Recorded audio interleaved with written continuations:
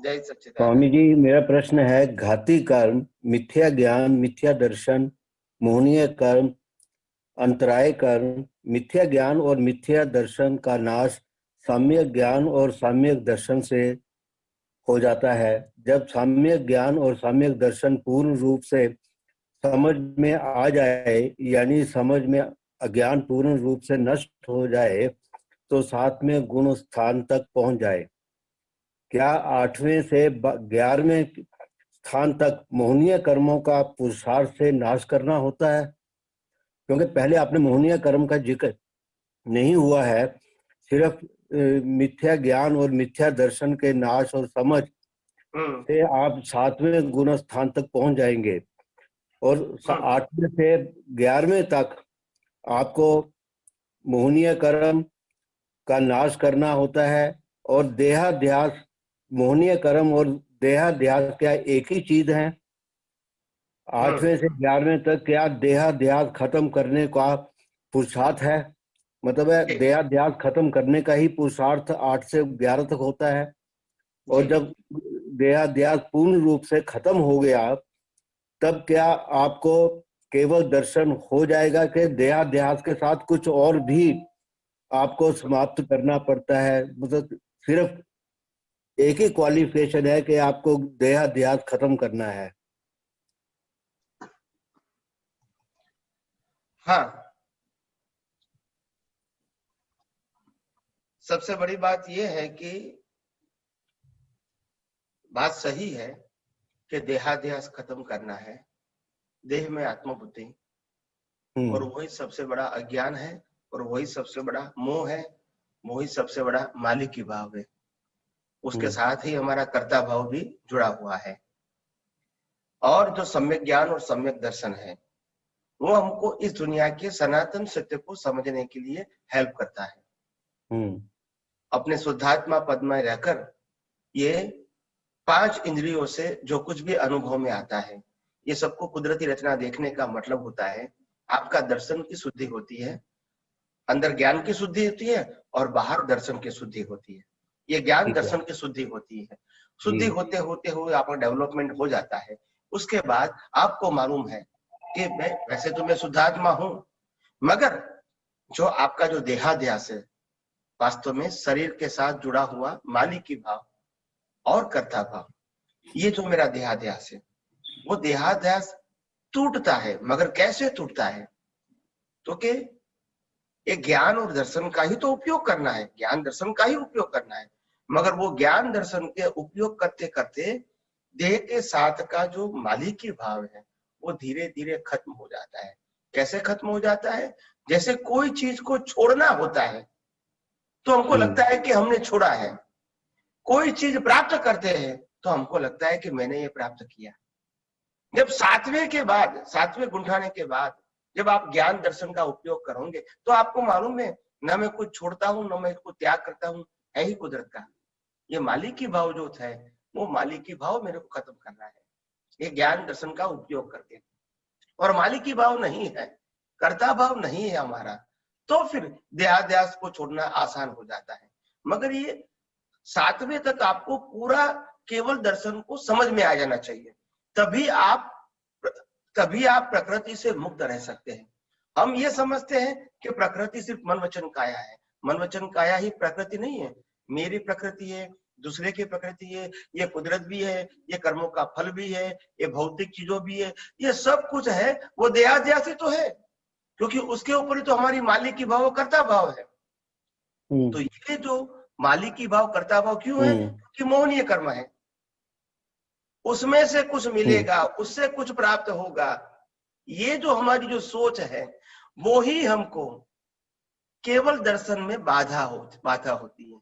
एक तरफ हम कहते हैं कि हम खुद ही अनंत ज्ञान वाले हैं, और दूसरी बात हमको ये समझता है कि यहां से मेरे को मिलेगा, इस चीज से मिलेगा, इस व्यक्ति से मिलेगा, इस साधन से मिलेगा, इस शरीर से मिलेगा। यही तो हमारी भ्रांति है,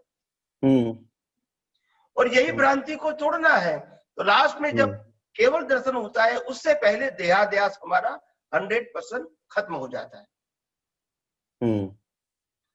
और 100% देहाध्यास खत्म हो गया तो फिर प्रकृति और परमात्मा को संपूर्ण अलग देखना आपके लिए आसान हो गया। हाँ, लेकिन देखने वाली जो हमारी जो आत्मा है, प्रतिष्ठित आत्मा है, वो भी तो फिर खत्म हो जाती है ना। हाँ, फिर जब आपको अज्ञान रहेगा ही नहीं, देहाध्यास भी नहीं रहेगा, तो फिर प्रतिष्ठित आत्मा का कोई रोल भी नहीं है ना। तो इस स्थिति में पहुंचने से तमाम प्रकार के बिलीफ भी खत्म हो जाएंगे। ऑफकोर्स, बिलीफ क्यों है? रिलेटिव सत्य से तो बिलीफ है। जब रिलेटिव सत्य ही नहीं रहा आपकी दृष्टि में, तो बिलीफ कैसे रहेगी? तो ये कहने वाला कि मैं शुद्ध आत्मा हूं, वो भी खत्म हो जाएगा। वो भी खत्म हो जाएगा केवल दर्शन के बाद। You are right. तो ना मैं शुद्ध आत्मा हूँ, कुछ मतलब सिर्फ दो ही चीजें रह जाएंगी, शुद्ध आत्मा और ये प्रकृति।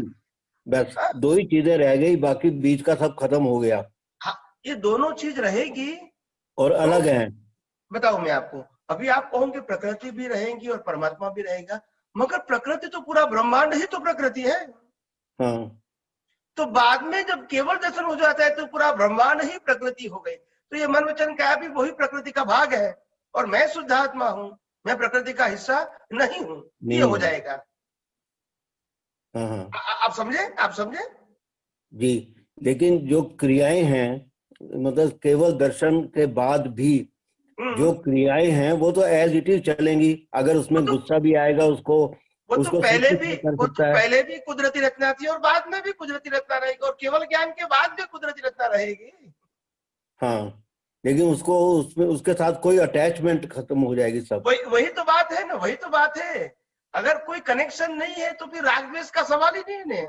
हमारा प्रकृति के साथ लगाव है, प्रकृति के साथ जुड़ाव है, प्रकृति के साथ कनेक्शन है, तभी तो हम रिस्पॉन्सिबल हैं। हाँ।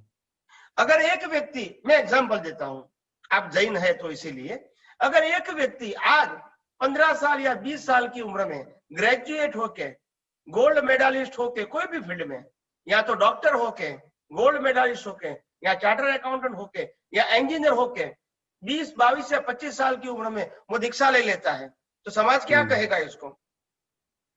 नॉर्मल समाज क्या कहेगा इसको? भी अच्छा नहीं किया इसने। अगर आपको दीक्षा ही लेना था तो इतना पढ़ाई खर्चा क्यों पढ़ाई करने की क्या जरूरत थी? हाँ, अगर आपने पढ़ाई किया है, आप इतने पढ़े लिखे हैं, गोल्ड मेडलिस्ट है, तो समाज को कुछ सेवा करो।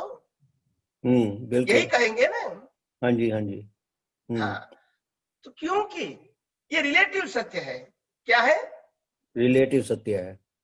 हाँ, मगर जो व्यक्ति अपने देहाध्यास को खत्म करके अपनी मुक्ति की मार्ग में आगे चल जाता है, तो फिर दुनिया उसको कहेंगी या न कहेगी कोई फर्क नहीं पड़ता, क्योंकि उनकी प्रकृति तो कुदरती रचना हो गई। हाँ, कुदरती रचना हो गई।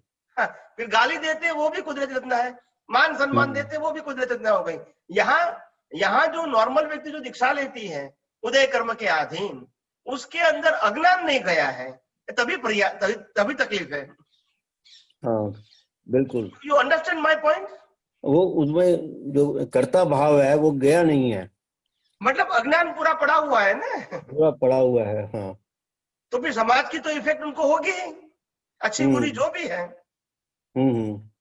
आज भगवान महावीर 30 साल की उम्र में 26 साल की अपनी धर्मपत्नी को छोड़ के और 2-3 साल की अपनी बच्ची को छोड़ के, समाज को छोड़ के, परिवार को छोड़ के निकल गए जंगल के अंदर। तो भगवान को कोई तकलीफ नहीं है कि भी भगवान ने ये गलती किया। अगर कोई कहेगा तो भी कोई उनको फर्क नहीं होता है, क्योंकि उनका देहाध्यास खत्म हो गया है।